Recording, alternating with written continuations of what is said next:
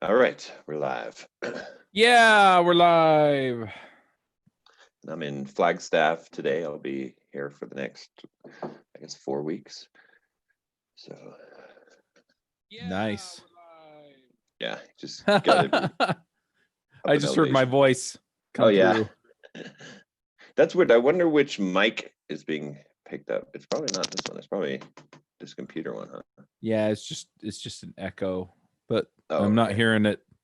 It was a minute or two late, so I'm assuming it was just from the YouTube stream. Oh, okay. But yeah, I'm up here training for the 100-mile. So I gotta be at altitude. It's been interesting. It's it's quite an adjustment to run up here at altitude. Yep, But I'm sure. So they're definitely going to have it then? They're not going to cancel it on you? I don't know 100% at this point. Let me look on the website. They were supposed to send out an email this week saying, they said this week. So I suppose that could be by today or tomorrow. Right. I didn't really check the news to see how Arizona is doing with the as far as the coronavirus stuff, but yeah, on the website it still shows it is going. So Yeah. hopefully it's on. I mean, it really shouldn't be. I guess the biggest problem that they have is like just it's not even the runners. It would be like the aid stations and the Right. like the course support, because that's going to be bigger gatherings of people than the actual runners. Because if you're running, the 100-mile race, you're not going to see anyone. Like you're, it's going to be Yeah. pretty sparse. There's only going to be like 50 people on the course. So Yeah. When I ran the marathon last year, yeah, there were a couple dozen people at each aid station handing out water and stuff. And yeah, they were grouped pretty close together. And then, yeah, the runners, we'd all kind of massed together at the aid stations, right? There were more people crowded over to them, but most of the rest of the time, I wasn't within 10 feet of people, yeah, even if yeah. they were passing me, because they just run down a different part of the highway. Yeah, this would be more like if you see someone in 4 hours, then that'll be a surprise, right? It's like, Right. 'cause you think about 50 people spread across 100 mile, different paces, and the paces will be way different. So anyway, we'll see what happens. If it gets canceled, I don't know. I'm not sure what I'm gonna do. I might just keep training, and then I don't know. I can't really run 100 miles by myself. So Yeah. Well, you did the 50 by yourself, but you kind of ran back to your house a couple times or something, didn't you? yeah, that was it was back to my house a couple of times, and then so I had enough supplies, but this 100 is also like in the on the trails in the forest, and so it's not like I there's gotcha. a good stop. So unless I ran like just did 100 miles just somewhere back Mm-hmm. at home or something. I guess that's a possibility, is to just run 100 miles at home, just like I did the 50. I didn't really think about Yeah. that. I guess I'd be in shape for it. So, but I don't know. That's We'll see. I'm just crazy, hoping though. that's on. Yeah. It was interesting. I had an interesting, because I ran yesterday, or not yesterday, the day before yesterday, the first time really in a mountain trail, because out here it's mountainous and forest, Uh-huh. and I was about I got up pretty early, and I was about 3 miles into the trail, and I'm like, I hadn't seen a soul, right? It's like, and I'm like, shit, I'm like way out here, like 3 miles into the forest. I gotta Right. go since I've gone back. It was kind of scary. I was like, oh shit, what if there's like bears out here? Like there's like no one, like I haven't seen anyone, like, you know. I'm So sure that part of it's fine. but yeah, it's yeah. You just have these thoughts, when you're out there by yourself Yeah. in the right, and it's not quite light out yet. And so Yeah, I'm out here, nobody can hear me scream. yeah, exactly. So I've made it the rest of the 5, and I also thought, like, yeah, if I bust my, eh, get hurt or something, which is definitely a high likelihood, because when you're running on those trails, it's like, I almost biffed Yeah. it at least like 6 or 7 times just because your foot's going to get tripped up on Mhm. something. But yeah, Yeah, it anyway, makes sense. we'll see how it goes. But Cool. How are things going with Bulldog Mindset? I haven't been able to do much work. I've been just trying to stay up with email, which I have not been able to even do, which is driving me nuts. But I've got members. Members are up to 715 now. So Uh-huh. been gaining like, around 4 to 5 members a day on average, which is pretty good. So Nice. things are growing nicely there. And then I've got the paid advertisements. They ran the paid ads for Facebook, and it had like decent click-through rates and everything, but there was like no conversions. So Oh, wow. yeah. So we looked at the sales page was really the issue, I think. It was kind of like Yep. Manny was saying about the cold traffic versus the warm traffic on the sales page. So I have the sale page being reworked to be more in line with the message of the ad, and Mhm. then we're going to relaunch, and hopefully we'll get some sales from that. But Makes sense. yep. And then I've been getting a lot of coaching clients lately, which has been good. So I don't know what it is. Oh yeah, I guess we talked about this last time a little bit. It might be the like the income report videos and those kind Yeah. of business videos that people are interested in. So that's been Yeah. good. I mean, it's coaching. I may have to actually get to the point where I have to raise rates or get like get someone to assist me with coaching, like like someone on the coaching team. But uh, I'll have to figure that out soon. Makes sense. Well, I'm glad it's working out. I've been listening to the podcast and I've been enjoying it. So yeah. Good stuff there. Yeah. Yeah, you saw that webinar one, right? That you were messaging me Yeah. about. Yeah, it was really good. Thanks. Yeah, that was on guy John John at MLD's. He has a product that he was selling. Then he brings speakers in, like 2 speakers a day for webinars like Mhm. that for his. And so I did one of them, and that was pretty good. He has a lot Nice. of good speakers in there. So Cool. Well, that's good stuff. Did you get but any signups from that?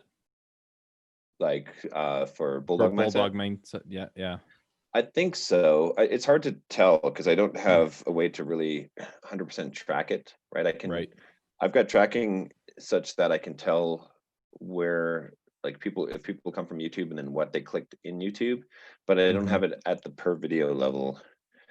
Right. And I could potentially do it at the per video level, but I decided to not do it at this point because it's not worth the effort.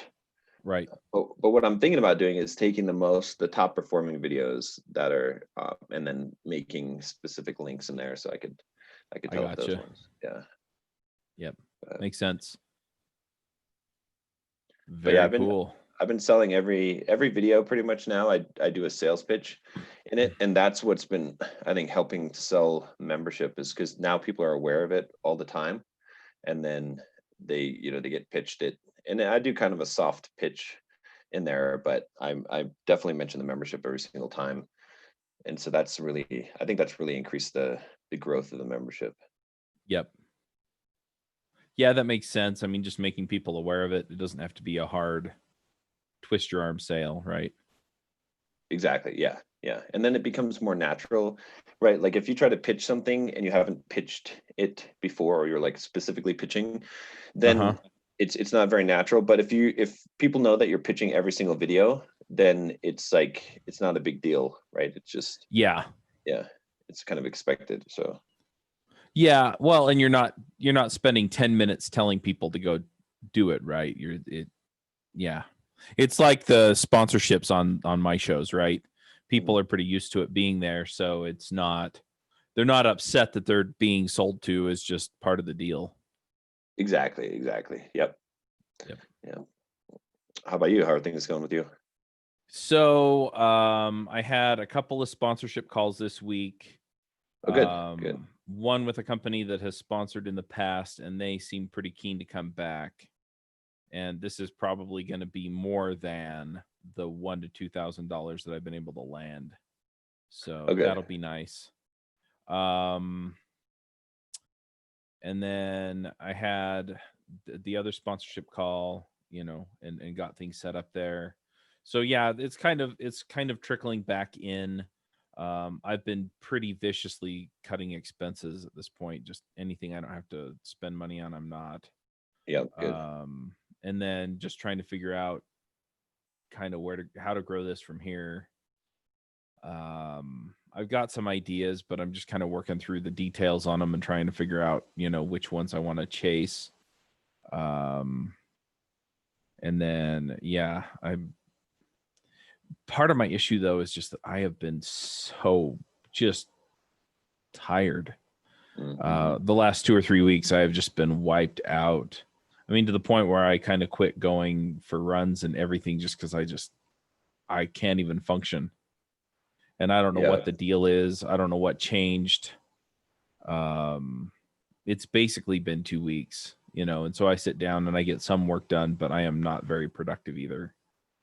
And so I'm trying to figure that out. I might actually go see a doctor and just have him run a bunch of tests and make sure that I don't have any weird numbers with my diabetes or anything else, because I turned 40 last year. So there's a possibility that it's just some of it's just, oh, well, you're at an age where these kinds of things happen, right?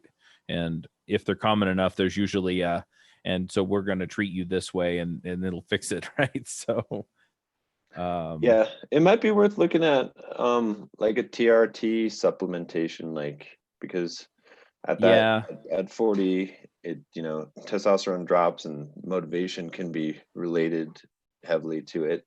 Yeah, and I've had a couple people tell me that, and I've had a couple people tell me that that's essentially they got that treatment and it just kind of turned everything around for them. So yeah, it might be worth looking into that.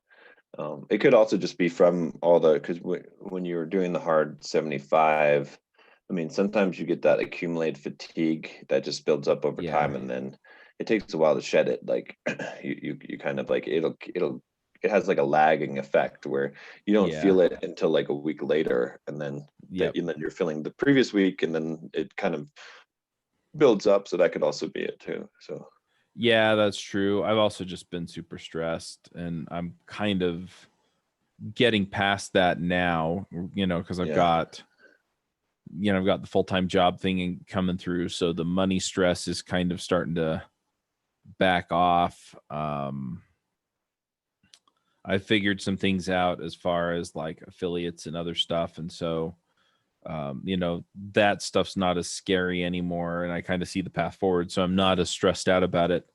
But I was holding on to a lot of that for a long time. And I wonder if that's affecting me too, where, it's months of accumulated stress. And then all of a sudden I'm just like, I'm not, I mean, so there's still some stress, there's some tension there, but it's not overwhelming like it has been. And so I think my system might just be acclimating to some of that. So no, that's probably true. Yeah, I'm not a doctor. I don't know exactly how this all works, but that's some of what I'm looking at. So I'm trying to get that stuff together and just really get my hands around it. And then I'm trying to get things documented for my team so that they they can essentially run as much of this as possible without me having to be involved day in and day out all day, because I'm going to have a full-time job. And so I can't, right. I can spend a bit of time and I'm going to be able to be on some of the podcasts, but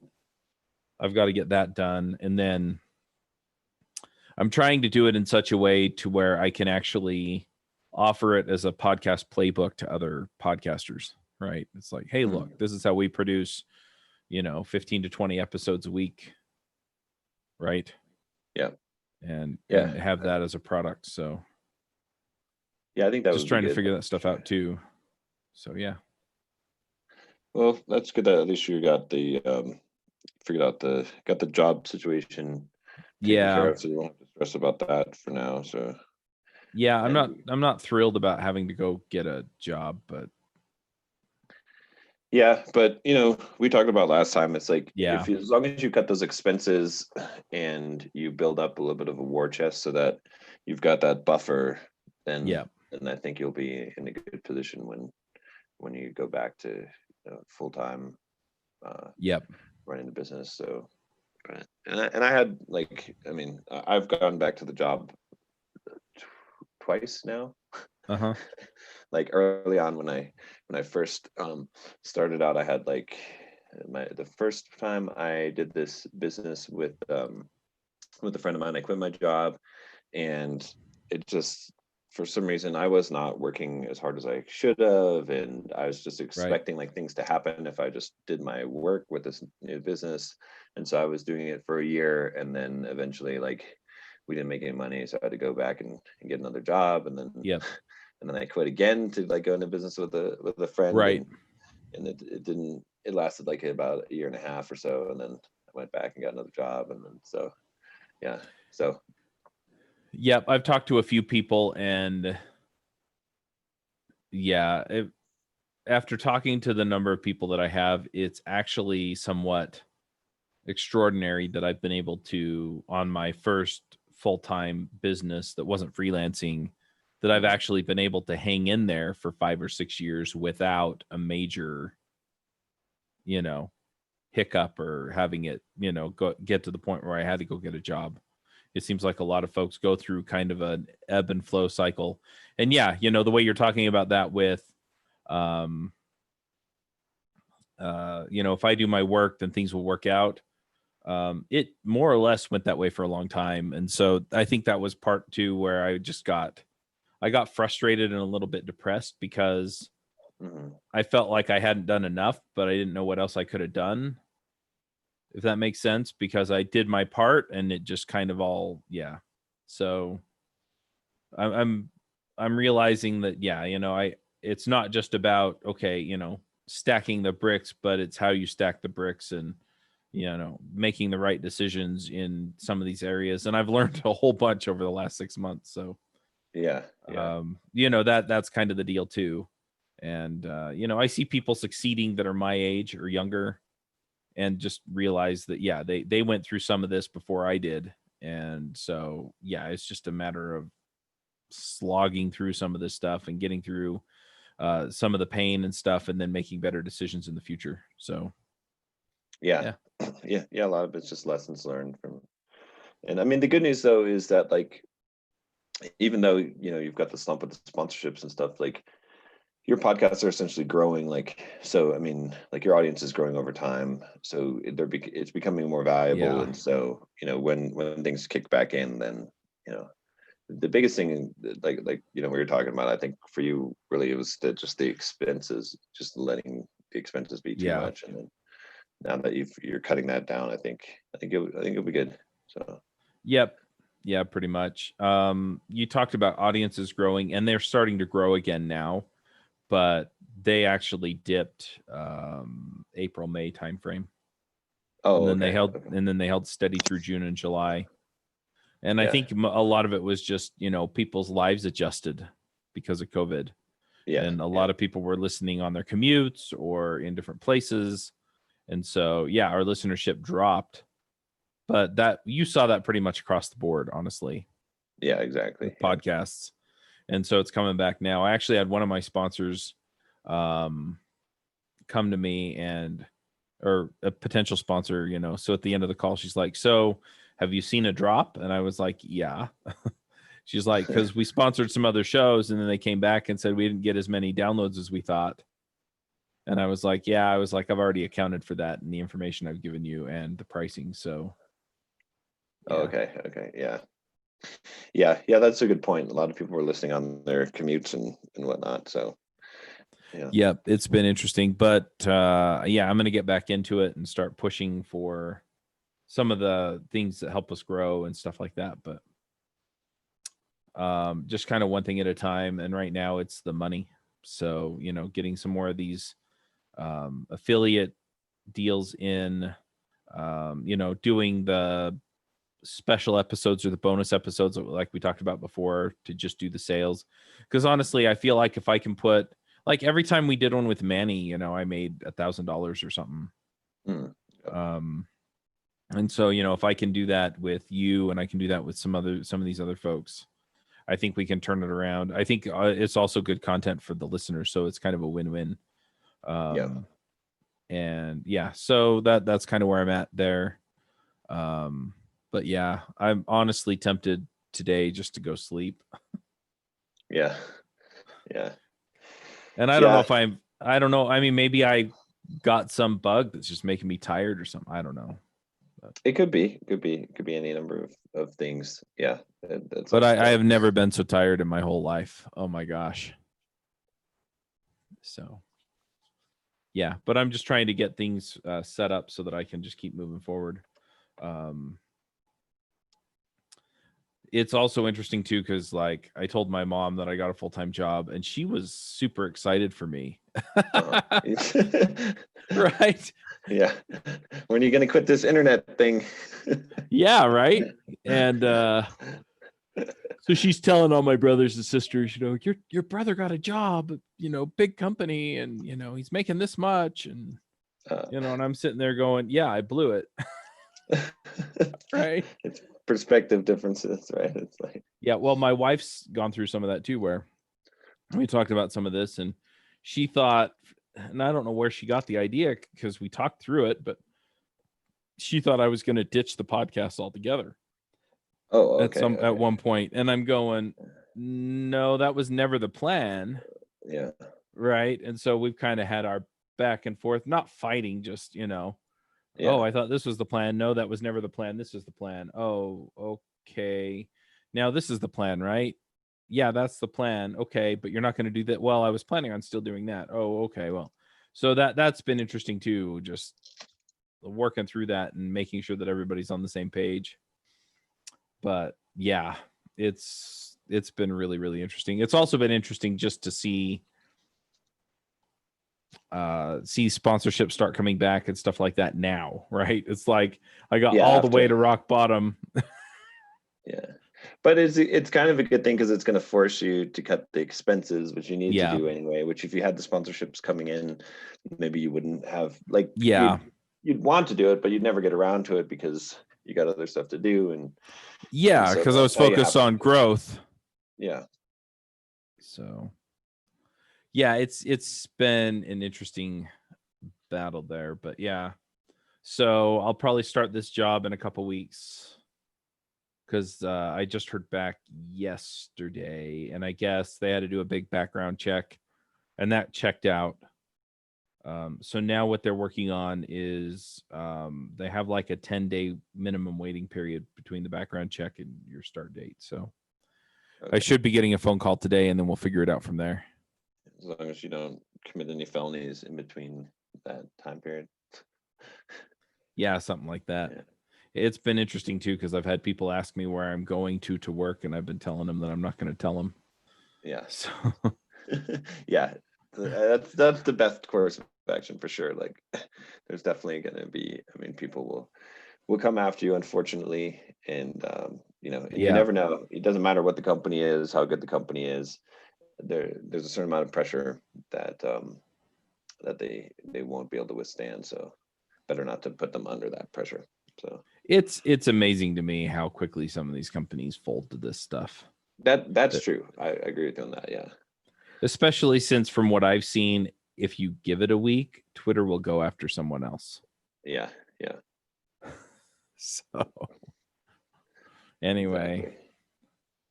So yeah, so that's kind of where I'm at with this stuff. I actually canceled all of the remote conferences that I had scheduled this fall. I don't have time to market them, and the amount of work I put in for the JavaScript one, I only had 100 and something signups, which was good, and it got me through for a while. But for the amount of work I put in, I don't think it's worth it. I'd like to put together maybe one. Yeah. Right. But I'm going to do a free, and then you pay for the extras, like if you get the all access pass, Then you get added to the Slack room where you can do scheduled Q&As with the speakers and stuff like that. You get access to the videos after the conference and stuff like that. And then I may just do the live portion for free and just see if I can grow my mailing list with it. Yeah, that's not a bad idea. Yeah. Yeah, that's basically what Russell Brunson advocates. And so I want to give it a try and see how it works. But if I do that, then, then I can just do it and I can focus it on, like, I want to do basically like a career growth or something like that, leveling up conference where it kind of hits the broad area across all the shows, right? And so it would essentially, what I'm looking at doing, the way he does his summits, is there's like a theme and there's kind of a central question. And so my question would be, if tomorrow you woke up in a mid-level developer job and you were kind of a mid-level developer, what would you be doing to grow your career, right? And so then they can say, well, I'd be submitting to conferences, or I'd go learn by, taking Pluralsight or Egghead courses, or, and just kind of get them to go through their approach to growth, right? And then I'll go get some of these well-known people like John Papa or Uncle Bob, or some of these other folks who have, are kind of at the height of their career, right? People really know who they are, and then just have them talk through their process of learning a new thing, right? Yeah, I think And that so would it'd be a quasi interview, right? Yeah. And so the summit would be, you get access for the first day's worth of interviews the first day, or maybe it's a 3-day, you get access to it all for 3 days and then it goes away unless you pay for it. Yeah, I think that makes sense. It's worth trying to see, at least if you can, if you get a lot more people sign up, and then grow the email list. Yep. And then, and then you can, how much of the upsells that you can sell on it. Yeah. So. Well, and he also, you give the speakers affiliate codes and stuff like that. So, yeah, they can go out and they can promote, hey, I'm speaking at this thing. And, anyway, so that's kind of what I'm looking at doing. And then cool. I may do a live-ish thing later, but yeah. Yeah, no, I think that's good. I think that's better than trying to manage all these different remote conferences. Instead, if you've got one that kind of hits all your audience. Yeah. Yeah, because you'll get more sales in general, and you won't have to try and advertise to all these different audiences and then organize all these different events. So yeah. Well, and I may turn around and do one on like JavaScript, because I've been thinking about doing like a really low level JavaScript membership that essentially is like 2 webinars a month, and access to a forum and a Slack room or something like that, and just charging like $20 a month, right? And so you get the training, you get the access, you get the community, but the level of involvement that I have to have is pretty minimal, because I can bring in experts and they can actually speak to the folks and stuff like that. And I'm trying to decide too, because I think I could get some of the folks to come in and speak to the community for free, even though it's a paid community. Right. Yeah. But I'm also tempted to pay like some kind of minimal speaking fee to get people in. Yeah, I mean, see how it goes. Like a lot of times with something like that, what you can do is you can offer that they can speak to your audience, make it a benefit for them, where they're going to get to speak to a paying audience, and they can promote their own stuff. And then and then that makes it like I'd be glad to speak to a paid, like I'd rather speak to a paid audience than a free audience. Oh yeah, because they're willing to invest in themselves. Exactly. Yep. So yeah. So I'm looking at pulling something like that together, and just essentially what I think I do is I do like one content talk, right? So maybe have you come in and talk about mindset or soft skills or something like that. And then the next one would essentially be a Q&A, right? and it'd be, hey, look, we're going to go through all the questions that get submitted up front. And so if you have a JavaScript question, you can submit it up front. And I'm totally willing to go do the work or have somebody on my team go do the work to figure out what the answer is, right? Yeah. And then I'll get on and answer it on that call. And so you'll get better answers and you'll have a better experience. Otherwise, you can just show up and ask questions live, right? Yeah. But the answer might be, well, hang on for a month while I figure this out, and then I'll answer it in the next one, right? Yeah. Or, you know, I'll answer it in the forum or something like that when I you know, and I have a better answer. So, but I could do that for JavaScript and Ruby easily and answer most questions that people bring in. I mean, if they bring in a React question in the JavaScript one, I can just, you know, I can defer that and I can get an answer later. Yeah. Yeah. Or I could go to my podcast panelists and just say, hey, do any of you know the answer to this? And can you record a 5-minute video explaining what, you know, because there's value there too. But yeah, I'm kind of looking at that as a possible revenue stream outside of sponsorships that, again, I don't have to spend a ton of time on, but I think I can do well, if that makes sense. So. Yeah. Yeah, no, I think that's worth looking at this point and see how it goes. I mean, try it and see if you're actually able to generate a decent amount of revenue, and then because you've got the audience already, you know, you've got the speakers already that are coming from the podcast. So I think it's synergistic with what you're already doing. So yeah. The other thing is I could conceivably, like, if I can get enough of a community around, you know, JavaScript, for example, or Ruby or Angular, those are my biggest shows. I could actually bring my panelists in and have them help do it right. And then to whatever level they're involved, you know, they get a piece of the membership income for that group. And so essentially my cut is maintaining the platform, making sure that the questions get answered, you know, by having somebody at least moderating and looking at things, and, you know, scheduling the speakers and stuff to come in. So yeah, makes sense. Anyway, just got a message from Manny. He says he's on the way back to the US. So nice. Yeah. But I'm trying to think what else I'm working on. Simple Programmer. We're trying to get a new like funnel going. Oh, nice. So I've got my copywriter working on that. The first one he put up with a quiz didn't really work too well, so he's working a different angle there. And yeah, there's not a huge amount else going on. I've been just trying to, I got to figure out something with email, because I've just been trying to keep up with email while I've been here, and I can't even keep up with email. It's like, it's taking me like 3 hours a day to process emails. I don't know.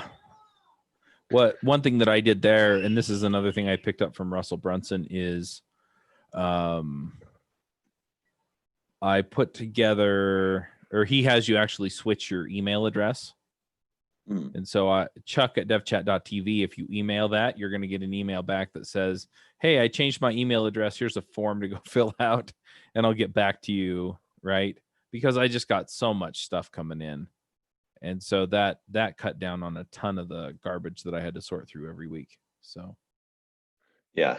I had, you know, I had someone going through like the Simple Programmer email at one point, but what I found was, though, it's like most of the emails, you know, it's just like just going through and deleting, like it doesn't require much, but the ones that require a lot of time, that's what trips me up. So I don't know. I'll have to look at it. Maybe I can get someone to like process the emails to some degree, or yeah. And then the other thing, but yeah, that's an approach. I don't know. I mean, that's hard, especially if you want to try and, you know, be responsive and you're getting emails from people that you want to be responsive to. Yeah, exactly. Yeah. I think I just need to start saying no for pretty much everything for a Yep. while. Yeah. Yeah, I definitely hear that. And it's hard, but yeah. Yeah. One other thing that I've been looking at too, and I'm trying to figure out the best way to do it, but so I keep getting requests for a Node.js show, which should be pretty Oh, easy to spin off of JavaScript Jabber. And I actually don't doubt at all that it would probably wind up being our second largest show after JavaScript Jabber. hmm. I kind of want to do a Kickstarter on it, but I don't know if I want to do all the work to put together a Kickstarter on it and promote the Oh, Kickstarter. yeah, that's a lot of work. Yeah. I've thought about just, pulling it together and launching it because I've got my per podcast cost down to about $30 an episode at this point. I'm still working on cutting more stuff, but so I could do that, right? Mhm. I could just pull it together, see if some of my hosts or past hosts are interested in pulling, being part of it, and then launching it. But yeah, I've also got a machine learning podcast that we've recorded like 8 or 9 episodes on, and I keep thinking about doing a deal there. I actually have a couple of affiliate programs that I'm a part of that are machine learning focused, and so I'm tempted just to launch it and just put those in there and see how far it gets, right? Yeah, yeah. And so I'm kind of tempted to just kick them off because we have the artwork done for that one and everything. I mean, if you've already cut your expenses down, then I guess that's the biggest thing. Like if it's not going to cost you much to produce a new Yeah. podcast, then I would do it. If it's going to cost you a lot to do them, then it might not be the best time to do it. But I mean, I Well, guess you have the so backup. So, but yeah, well, the other thing is that I've got those expenses down, but the expenses that I have are all pretty much static per month. So it oh, really okay. doesn't cost me a whole lot more to have them edited at this point, right? Because I switched editors to the guy I hired from Philippines, and I'm just paying him a monthly salary. Oh, okay, okay, So yeah, as long as he's not more than full time editing podcasts, I can throw another show at him. yeah. um Michelle's work reaching out to people and things like that, again, I pay her a monthly salary too. And so again, as long as it's not pushing her past that full time, then it's not going to cost me any more there either. And the hosting is, I pay for the website hosting, but I don't hit my bandwidth limit, and so there's really no extra cost to that either. So really what it boils down to is just people's time and whether or not I'm over the line. Mhm. Okay, yeah. Well, then that makes sense. Yeah, it makes a lot of sense. Then Yeah. it really And won't cost you then, anything. yeah, I agree. The other thing that I'm looking at is, yeah, now, and I just barely realized that, I'm sitting here talking to you and yeah, you're like, as long as it won't cost you too much more. And I'm thinking, how much more will it cost me? Well, it's nominal. So, Mhm. if I added 10 shows, that'd be a different thing. But adding another show or two is probably not going to deeply affect things. And I can continue to backfill that with affiliate stuff in the meantime. Exactly. Yeah. Um, I'm just trying to think through some of this stuff. So, yeah.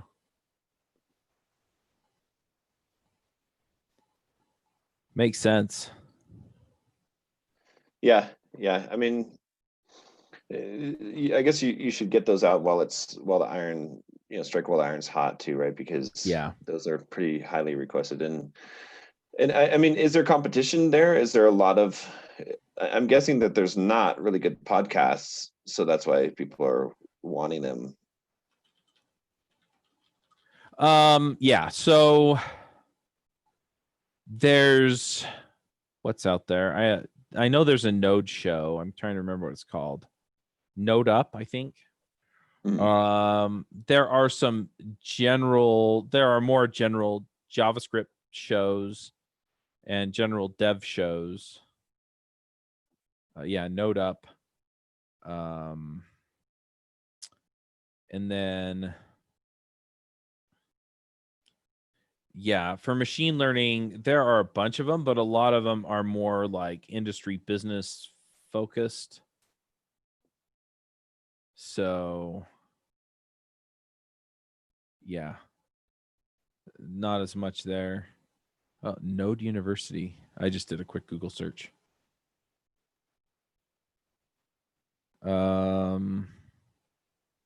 Last release was December 2018, so it's closed up. A lot of these, though, in this list of Node.js shows that it's listing here, this must be an old listing, yeah, from 2017. Like half of these shows are gone. Like they're not even out there anymore. Yeah. So anyway, so that's kind of where those are. Hang on for a second.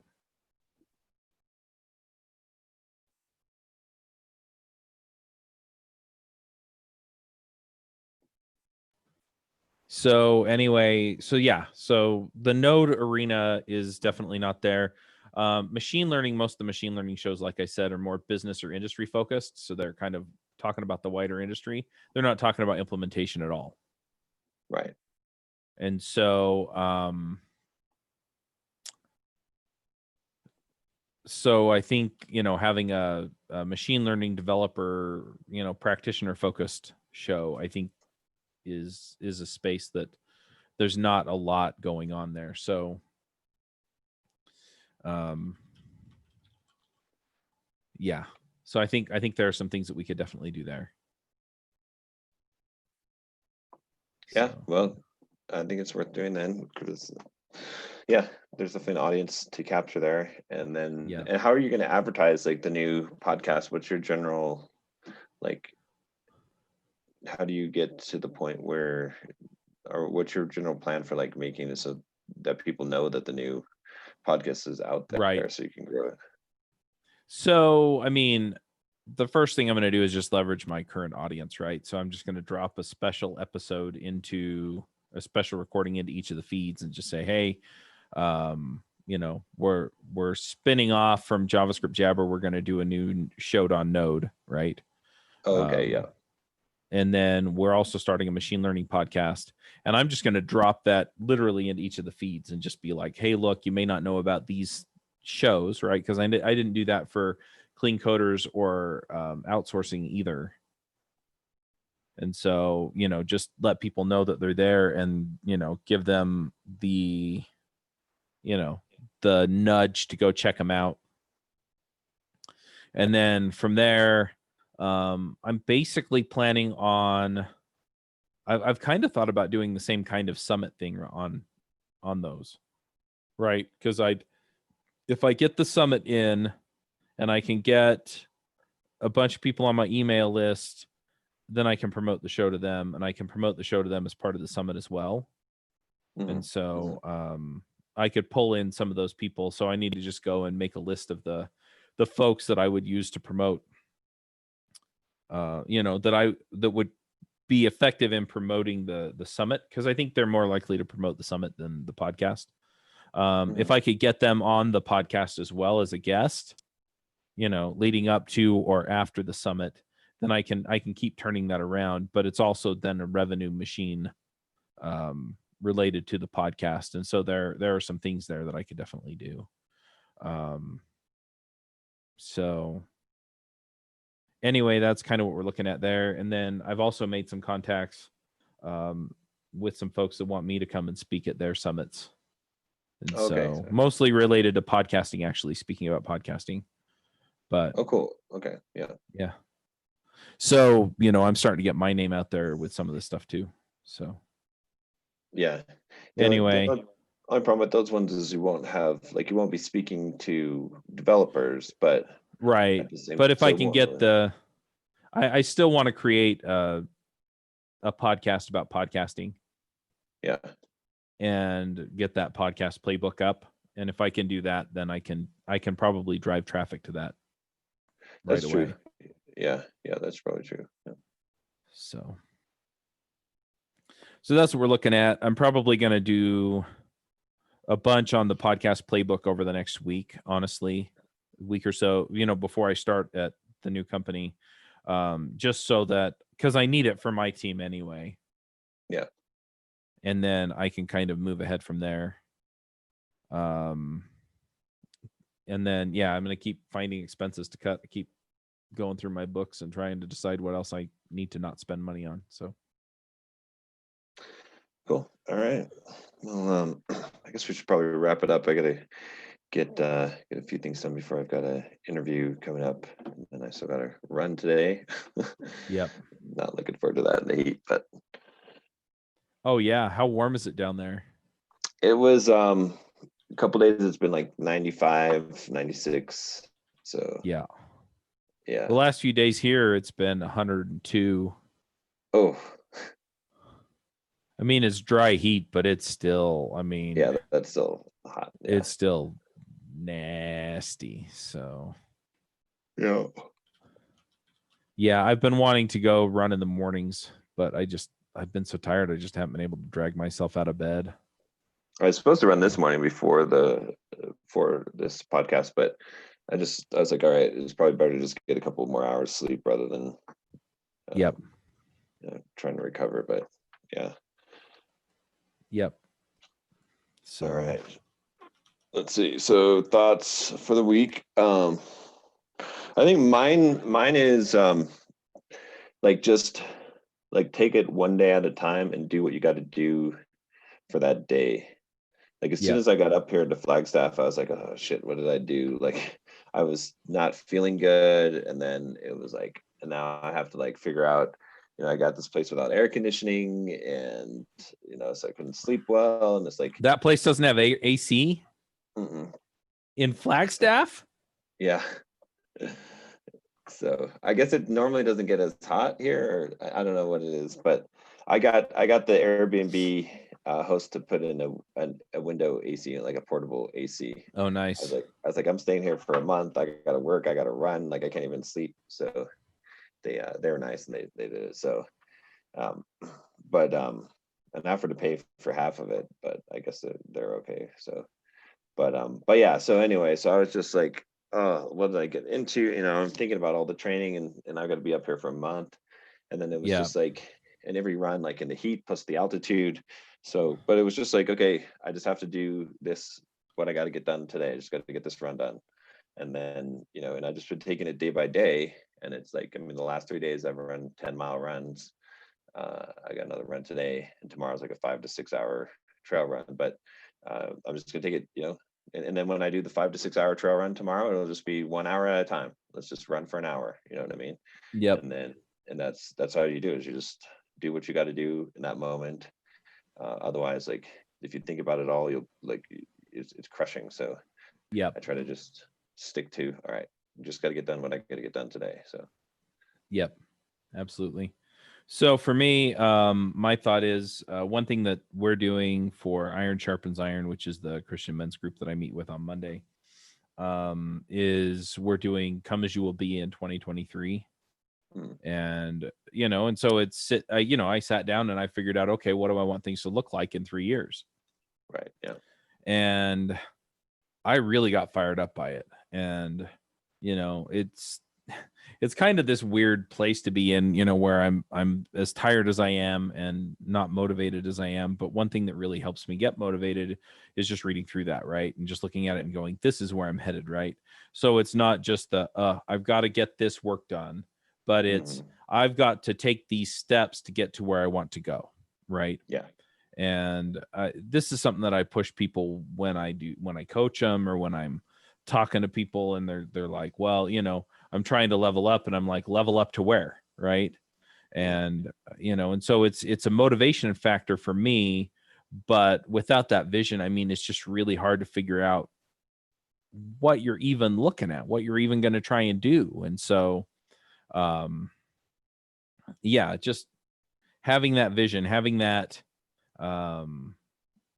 that idea of where you want to be. And the other thing is a lot of people push back and they're like, well, I don't even know where I want to end up in however many years. Right. But the reality is that, you don't have it's not a permanent decision, right? What I decide I'm going to be in 3 years, well, next year I may look at it and say, you know what, um I want some of these things, right? Because there are certain outcomes I want. I want to be able to travel with my family. I want to be able to do, I have these things that I want to be able to do, or, I have a certain lifestyle that I want to be able to live. But I put some things in there that were actual career goals, right? With devchat.tv and with Podcast Playbook. And, um, you know, those things may change, right? Yeah. And so it's not a permanent decision, but by having that outcome for 3 years and then looking at it and going, okay, well, then that means that I need to get to this place by, 1 year, and then looking at it doing the 12-week year. Okay, here's where I need to wind up with, this quarter, then I can make that plan. And by making that plan, then I can look at what I'm doing this week, and it doesn't feel like it's this arbitrary amount of work that I have to do in order to get there, if that makes sense. Exactly. And so, it's that kind of thing where you have to create a vision that you believe in. You've got to create the idea of where you're going to go and how you're going to get there, and then you can get motivated by that. Yep. And Yeah, so I I'm agree. I'm actually working on some way of visualizing it and putting it up here. But I've also turned my desk. So my desk was facing the window before, and now it's facing the whiteboard in my office. It's actually I've got about 2.5 feet between the end of my desk and the whiteboard, so I can walk over there and I can write on it. And so now I can sit down and I can get up and write on it, and I can be like, all right, this is what I've got to get done on Podcast Playbook to reach my 3-year goal, or my 1-year goal, or my 12-week goal. And then here's what I got to do for dev chat, same deal, right? And so then it's not this, like we said, it's not this weird arbitrary thing. The other thing is I can look at it and I can, I kind of spitballed some of these summits that I'm looking at doing. But at the end of the day, I can then look at it and say, well, I don't have time to fit this in. Is it critical to my vision? No, it's not. So, hey, I'm not going to do it, right? And so it allows me to say no to things just as much as it allows me to get the motivation to say yes to things. Yeah, that makes a lot of sense. Yeah. So it's a long rambling thought, but that's really what it is. And I guess if you boil it down to one idea, it's, sit down and figure out where you want to end up, and then just work it backward from there. Yeah, that's a good point. I should probably do something like that. I haven't done something like that in a while. So I'm kind of just been like treading water instead of going a definite direction. So yeah. And I'm thinking about actually, so I've got pretty much a full-size whiteboard. So I'm thinking just over here on the far right side, because I've got like some plants and stuff that are over there, so it's not as easy to write up on. And so I think I'm just going to write the main points of my vision there, and that way I can see them every day. I like it. So all right, cool. All right, if I survive this weekend, I'll see you next week. All right, sounds good. All right, take care. Yep, talk to you later.